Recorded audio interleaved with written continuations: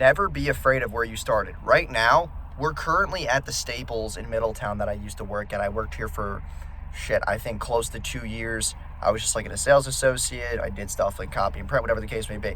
I'm going to try to find a screenshot and somewhere pop it up of what I used to look like. I had like this fucking spiked hair.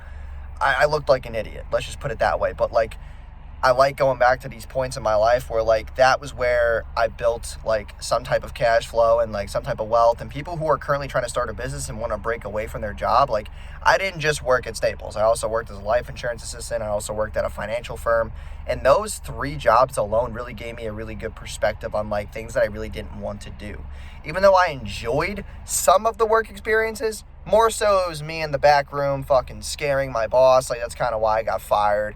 If I can find a video, I'll pop it up for you guys. I used to literally hide in the back room where all like the boxes and shit were, and I would just fucking jump scare my boss, and like he used to get so pissed.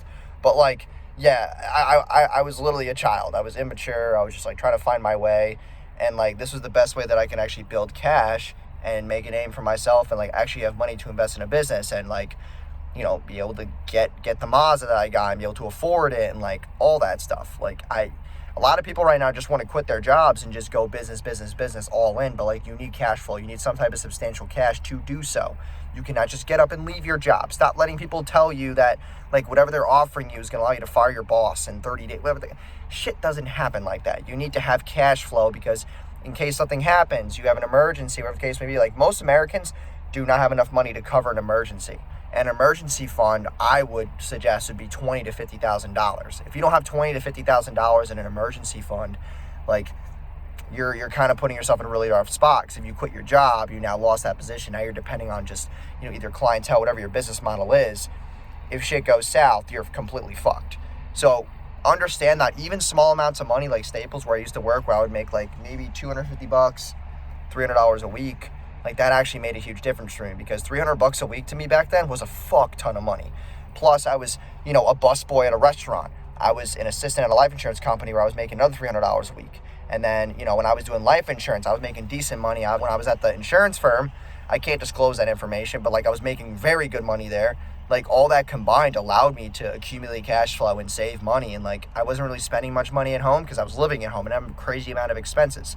So start taking advantage of like if you're at home right now and your parents are housing you and holding you down, you need to fucking get cash, okay? Cash is king when you have nothing, okay? But when you have an asset like a business that's paying you out every single day or every single week or every month, whatever the case may be, you can afford to take that substantial income and then quit other things. So like, just understand that. Like, don't let anybody tell you, where you currently are, where you started, like, is a huge impact on who you are. Like, no, I was a fucking idiot. As you see in the videos, I worked at Staples. I didn't really make much money. Like, I was a clown. I used to party a lot. I used to do dumb shit. And then I had to change my ways because my business started growing and I started working with very high profile people and like, they changed me for the better. So understand that, like, be grateful for where you came from because it does make a huge difference. But yeah, guys, just figured I'd show you this. Like, this is crazy to me. It humbles me. It makes me very grateful for where I've come. Like, that's the name of the game, man. Just some gratitude and some love for yourself will go a long way. Talk to you guys soon.